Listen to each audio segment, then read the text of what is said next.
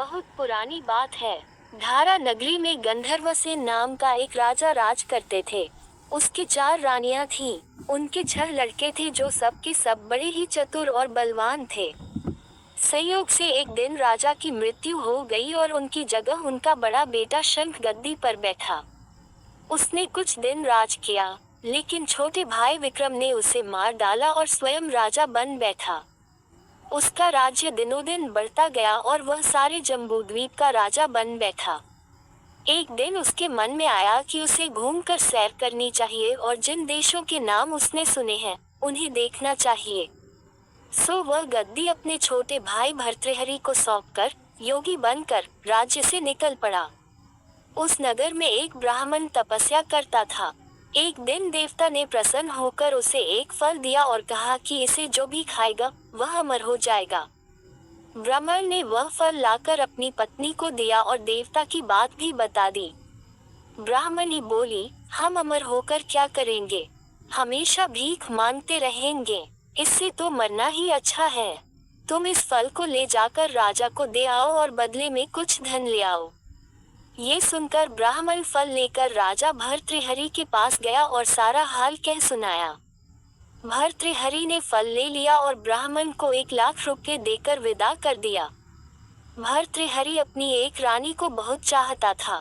उसने महल में जाकर वह फल उसी को दे दिया। रानी की मित्रता शहर कोतवाल से थी। उसने वह फल कोतवाल को दे दिया। कोतवाल एक वेश्या के पास जाया करता था।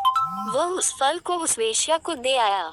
वेश्या ने सोचा कि यह फल तो राजा को खाना चाहिए।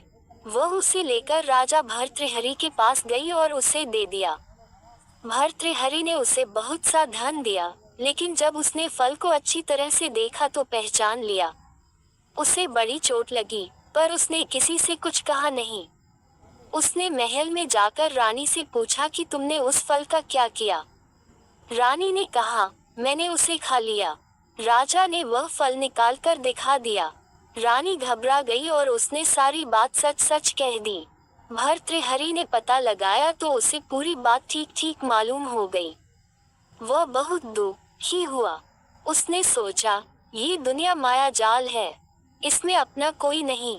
वह फल लेकर बाहर आया और उसे धुलवाकर स्वयं खा लिया। फिर राजपाट छोड़ योगी का भेष बना जंगल में तपस्या करने चला गया। भर्तृहरि के जंगल में चले जाने से विक्रम की गद्दी सूनी हो गई। जब राजा इंद्र को ये समाचार मिला तो उन्होंने एक देव को धारा नगरी की रखवाली के लिए भेज दिया। वह रात दिन वहीं रहने लगा। भर्तृहरि के राजपाट छोड़कर वन में चले जाने की बात विक्रम को मालूम हुई तो वह लौटकर अपने देश में आया। आधी रात का समय था। जब वह नगर में घुसने लगा तो देव ने उसे रोका। राजा ने कहा, मैं विक्रम हूँ, यह मेरा राज है, तुम रोकने वाले कौन होते? देव बोला, मुझे राजा इंद्र ने इस नगर की चौकसी के लिए भेजा है। तुम सच्चे राजा विक्रम हो तो आओ, पहले मुझसे लड़ो। एन दोनों में लड़ाई हुई। राजा ने जरा सी देर में देव को पछाड़ दिया। तब देव बोला, हे राजन, तुमने मुझे हरा दिया, मैं तुम्हें जीवन दान देता हूँ। इसके बाद देव ने कहा, राजन, एक नगर और एक नक्षत्र में तुम 3 आदमी पैदा हुए थे। तुमने राजा के घर में जन्म लिया, दूसरे ने तेली के और तीसरे ने कुम्हार के। तुम यहाँ का राज करते हो, तेली पाताल का राज करता था। कुम्हार ने योग साध कर तेली को मार कर शमशान में पिशाच बना सिरस के पेड़ से लटका दिया है। अब वह तुम्हें मारने की फिराक में है, उससे सावधान रहना। इतना कहकर देव चला गया और राजा महल में आ गया। राजा को वापस आया देख सबको बड़ी खुशी हुई। नगर में आनंद मनाया गया। राजा फिर राज करने लगा। एक दिन की बात है कि शांतिशील नाम का एक योगी राजा के पास दरबार में आया और उसे एक फल देकर चला गया। राजा को आशंका हुई कि देव ने जिस आदमी को बताया था, कहीं यह वही तो नहीं है। ये सोच उसने फल नहीं खाया, भंडारी को दे दिया। योगी आता और राजा को एक फल दे जाता। संयोग से एक दिन राजा अपना अस्तबल देखने गया था। योगी वहीं पहुंच और फल राजा के हाथ में दे दिया। राजा ने उसे उछाला तो वह हाथ से छूटकर धरती पर गिर पड़ा। उसी समय एक बंदर ने झपटकर उसे उठा लिया और तोड़ डाला। उसमें से एक लाल निकला, जिसकी चमक से सबकी आंखें चौंधिया गईं। राजा को बड़ा अचरज हुआ। उसने योगी से पूछा, आप ये लाल मुझे रोज क्यों दे जाते हैं? योगी ने जवाब दिया, महाराज, राजा, गुरु, ज्योतिषी, वैद्य और बेटी, इनके घर कभी खाली हाथ नहीं जाना चाहिए। राजा ने भंडारी को बुलाकर पीछे के सब फल मंगवाए। तुड़वाने पर सब में से एक एक लाल निकला। इतने लाल देखकर राजा को बड़ा हर्ष हुआ। उसने जौहरी को बुलवाकर उनका मूल्य पूछा। जौहरी बोला, महाराज, ये लाल इतने कीमती हैं कि इनका मोल करोड़ों रुपयों में भी नहीं आंका जा सकता। एक एक लाल एक एक राज्य के बराबर है। ये सुनकर राजा योगी का हाथ पकड़कर गद्दी पर ले गया। बोला, योगी राज, आप सुनी हुई बुरी बातें दूसरों के सामने नहीं कही जाती। राजा उसे अकेले में ले गया। वहां जाकर योगी ने कहा, महाराज, बात यह है कि गोदावरी नदी के किनारे मसान में मैं एक मंत्र सिद्ध कर रहा हूँ। उसके सिद्ध हो जाने पर मेरा मनोरथ पूरा हो जाएगा। तुम एक रात मेरे पास रहोगे तो मंत्र सिद्ध हो जाएगा।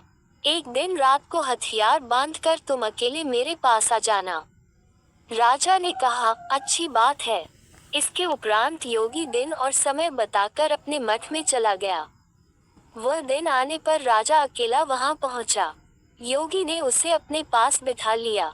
थोड़ी देर बैठकर राजा ने पूछा, महाराज, मेरे लिए क्या आ गया है? योगी ने कहा, राजन, यहाँ से दक्षिण दिशा में 2 कोस की दूरी पर मसान में एक सिरस के पेड़ पर एक मुर्दा लटका है। उसे मेरे पास ले आओ, तब तक मैं यहाँ पूजा करता हूँ। ये सुनकर राजा वहां से चल दिया। बड़ी भयंकर रात थी। चारों ओर अंधेरा फैला था।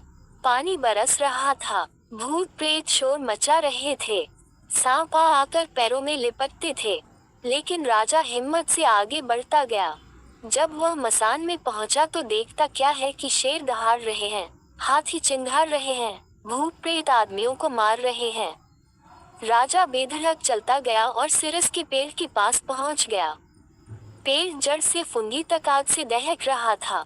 राजा ने सोचा, हो न हो, ये वही योगी है जिसकी बात देव ने बताई थी। पेड़ पर रस्सी से बंधा मुर्दा लटक रहा था। राजा पेड़ पर चढ़ गया और तलवार से रस्सी काट दी। मुर्दा नीचे गिर पड़ा और दहाड़ मार मार कर रोने लगा। राजा ने नीचे आकर पूछा, तू कौन है? राजा का इतना कहना था कि वह मुर्दा खिलखिलकर हंस पड़ा। राजा को बड़ा अचरज हुआ। तभी वह मुर्दा फिर पेड़ पर जा लटका। राजा फिर चढ़कर ऊपर गया और रस्सी काट मुर्दे का बगल में दबा नीचे आया। बोला, बता, तू कौन है? मुर्दा चुप रहा। तब राजा ने उसे एक चादर में बांधा और योगी के पास ले चला। रास्ते में वह मुर्दा बोला, मैं बेताल हूँ। तू कौन है और मुझे कहाँ ले जा रहा है? राजा ने कहा, मेरा नाम विक्रम है। मैं धारा नगरी का राजा हूँ। मैं तुझे योगी के पास ले जा रहा हूँ। बेताल बोला, मैं एक शर्त पर चलूंगा। अगर तू रास्ते में बोलेगा तो मैं लौटकर पेड़ पर जा लटकूंगा। राजा ने उसकी बात मान ली। फिर बेताल बोला, पंडित, चतुर और ज्ञानी, इनके दिन अच्छी अच्छी बातों में बीतते हैं, जबकि मूर्खों के दिन कलह और नींद में। अच्छा होगा कि हमारी राह भली बातों की चर्चा में बीत जाए। मैं तुझे एक कहानी सुनाता हूँ, ले सुन।